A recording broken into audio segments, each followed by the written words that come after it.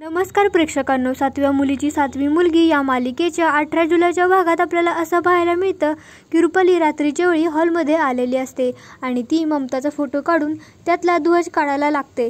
पण तो फोटो उघडून बघितल्यावरती तिला धक्काच बसतो. त्यामध्ये ध्वज नसतो. ती रागानेच फोटो फ्रेम फेकून देते. इकडे नेत्राला ध्वज मिळालेला असतो. तिचा प्लॅन सक्सेसफुल झालेला असतो.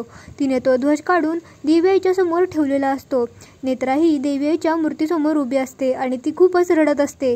ती देवीआईला म्हणत असते, पदर पसरते तुझ्यासमोर, भीक मागते एक आई म्हणून, आम्हाला तू कार्य पूर्ण करायला मदत कर, असं ती देवीआईला विनवणी करत असते.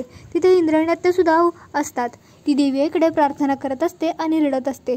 आणि मगच तेवढ्यातच अचानक शंखाचा आवाज येतो आणि खिडकीतून प्रकाश येतो.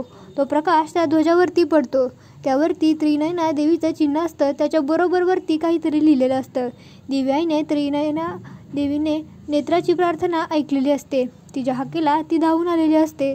दुसरीकडे आपल्याला पाहायला मिळतं की रुपालीने त्या विरोचकाचा गळा धरलेला असतो. ती त्याला बोलत असते, शक्ती दे, शक्ती दे, आणि त्याचा गळा दाबत असते. ती बोलत असते, मी विरोचकाचं अस्तित्व संपवलेलं नाहीये.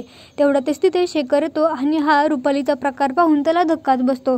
त्यानंतर रुपाली विरोचकाला म्हणत असते, मी नेत्राचा गर्भ उद्ध्वस्त केलेला आहे. आणि हे ऐकून तर शेखरला धक्काच बसतो आणि इथेच हा भाग संपतो. आता आपल्याला नक्की पुढे काय होणार हे पाहणं खूपच रंजक ठरणार आहे. नेत्राच्या बाळाला विरोचकाने मारला असेल का? त्या ध्वजावर देवीआईने काय संदेश दिला असेल हे पाहणं खूपच रंजक ठरणार आहे.